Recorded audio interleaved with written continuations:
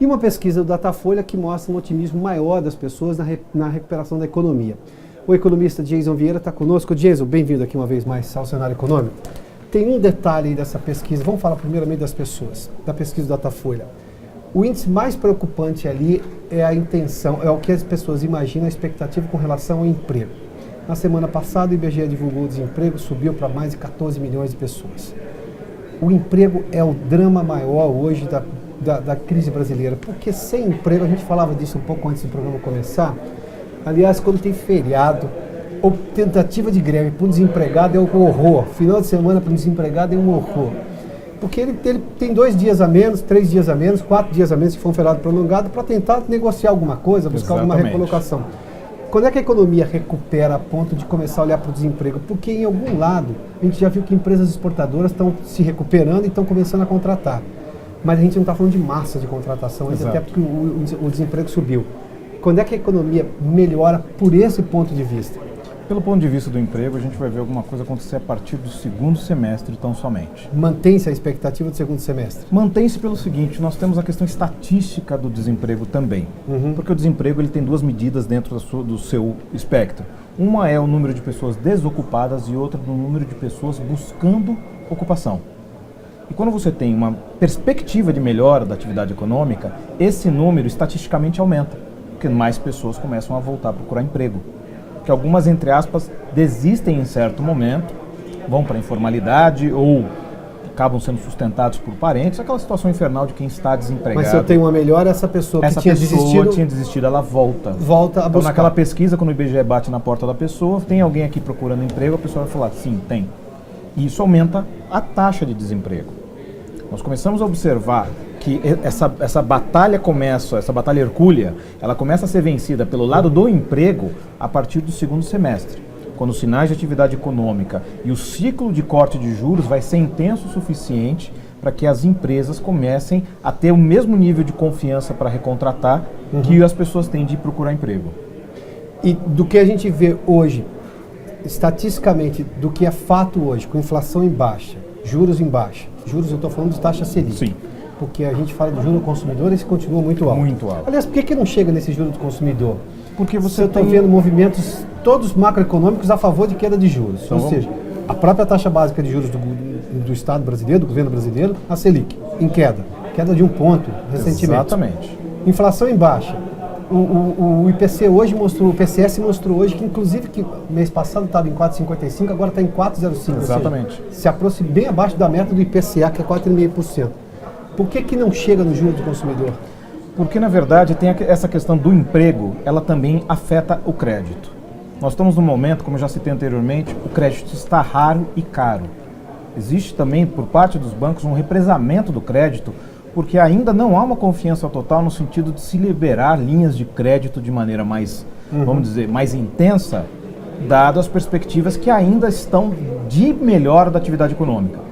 Então, o que nós tivemos agora, vamos dizer assim, no primeiro trimestre, entre o primeiro e o segundo trimestre, é o ponto de inflexão da curva.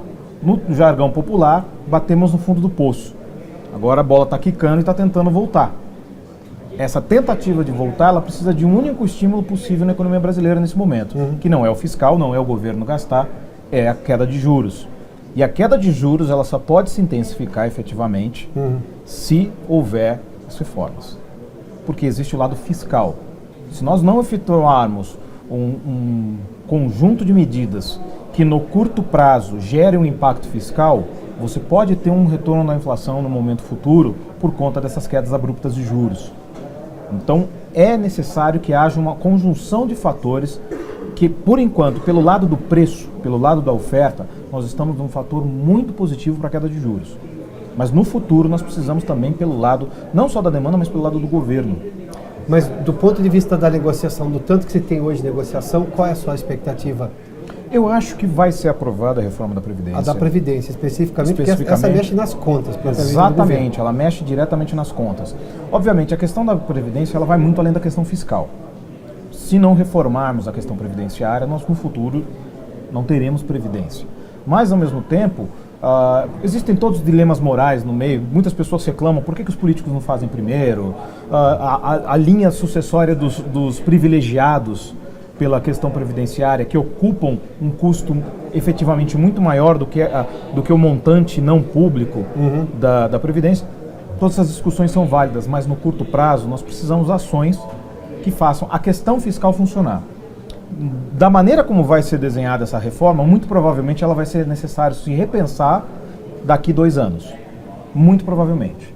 E vai impactar bem naquele momento, em 2019, quando a questão do mínimo vai ser revista em relação tanto a questões de aposentadorias. Então tudo isso vai ser aquele momento, vai ser um momento muito importante, só que já vai ser em outro governo. Então vai ser um momento no futuro muito importante para se rediscutir toda essa questão. Nesse pacote negociado com o Congresso, porque jamais também o mercado pode imaginar que vai ser... Não, o mercado já sabia que era o bode na sala.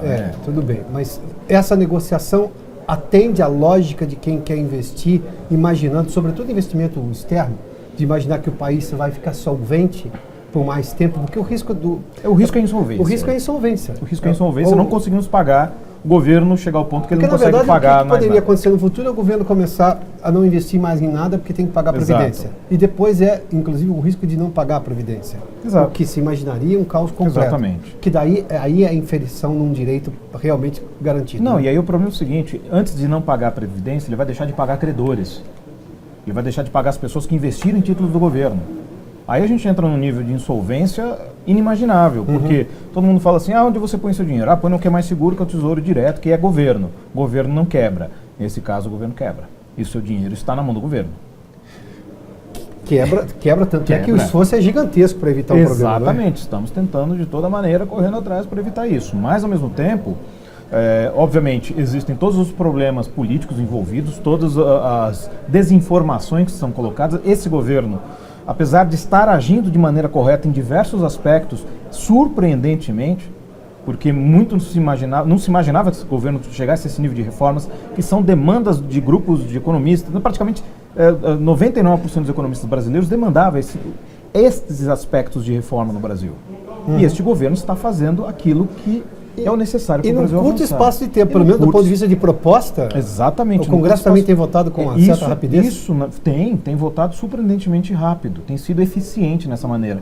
Na verdade, quando observamos o Congresso agora, eu acredito que esse mandato nunca trabalhou tanto, porque já não está dando mais aquele negócio de chegar na terça e voltar na quinta. O Congresso está tendo que trabalhar de segunda a sexta. E às vezes não deixar para votar na quinta, votar na quarta de noite. E virar madrugada. Como foi o cara da reforma trabalhista. Exatamente. Jason, obrigado uma vez mais. Hein? Muito obrigado.